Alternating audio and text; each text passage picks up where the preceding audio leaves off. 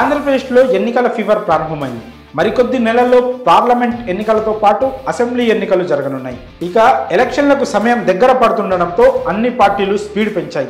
అధికార వైఎస్ఆర్సీపీ రానున్న ఎన్నికల్లో 175 స్థానాల్లో గెలిపే లక్ష్యంగా వ్యూహాలు రచిస్తోంది. ఇప్పటికే అభ్యర్థులను ప్రకటించే పనిలో వైసీపీ అధిష్టానం పడింది. చాలా స్థానాల్లో వైసీపీ మార్పులు చేర్పులు చేస్తూ ప్రత్యర్థి పార్టీలకు చుక్కలు చూపిస్తోంది. ఇదే సమయంలో టీడీపీ వైసీపీని ఓడించి అధికారం హస్తగతం చేసుకోవడానికి ఎన్నో ప్రయత్నాలు చేస్తుంది. ఇందుకోసం జనసేనతో పొత్తు పెట్టుకున్న సంగతి తెలిసిందే. ఇక జనసేన సైతం రానున్న ఎన్నికల కోసం దూకుడుగా ముందుకు సాగుతోంది. ఇలాంటి నేపథ్యంలో తాజాగా ఏపీకి సంబంధించి ఓ సర్వే వివరాలు బయటకొచ్చాయి. అందులో భారీ మెజార్టీతో సీఎం జగన్కే మరోసారి ప్రజలు అధికారం ఇస్తారని తేలింది.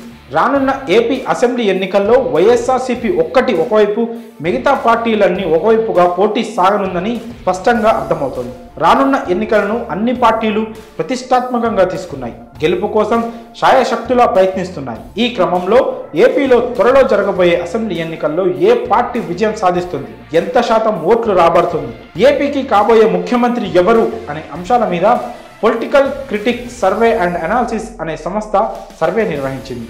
ఇప్పటికిప్పుడు ఎన్నికలు జరిగితే ఏ పార్టీ అధికారంలోకి వస్తుందని ఈ సర్వే తేల్చి చెప్పింది. మంగళవారం సాయంత్రం ఈ సర్వే ఫలితాలను విడుదల చేసింది. ఇక ఈ సర్వే సంస్థ వెల్లడించిన రిపోర్ట్ ప్రకారం రానున్న అసెంబ్లీ ఎన్నికల్లో వైసీపీ మరోసారి అధికారంలోకి వస్తుందని స్పష్టంగా తేలిపోయింది.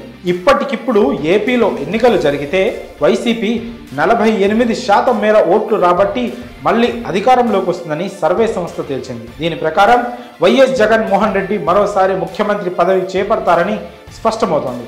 అలానే రానున్న ఎన్నికల్లో టీడీపీ జనసేనతో కూటమికి 44% ఓట్లు సాధించి రెండో స్థానంలో నిలుస్తుందని ఈ సర్వే తెలిపింది. ఇక బీజేపీకి 1.5%, కాంగ్రెస్కి 1.5%, ఇతర స్వతంత్ర అభ్యర్థులు 5% ఓట్లు సాధిస్తారని అంచనా వేసింది. అలానే political critic survey and analysis నిర్వహించిన సర్వే ప్రకారం ఏపీ అసెంబ్లీ ఎన్నికల్లో ఏ పార్టీ ఎన్ని సీట్లు గెలుచుకుంటుందో ఇప్పుడు చూద్దాం. వైఎస్ఆర్సీపీ 115 నుంచి 120, అలానే టీడీపీ జనసేన కూటమికి 60 నుంచి 65 స్థానాలు గెలుచుకుంటాయని పేర్కొంది. అలానే బీజేపీ కాంగ్రెస్లకు ఒక్కో స్థానం కూడా రాదని ఈ సర్వే తేల్చి చెప్పింది.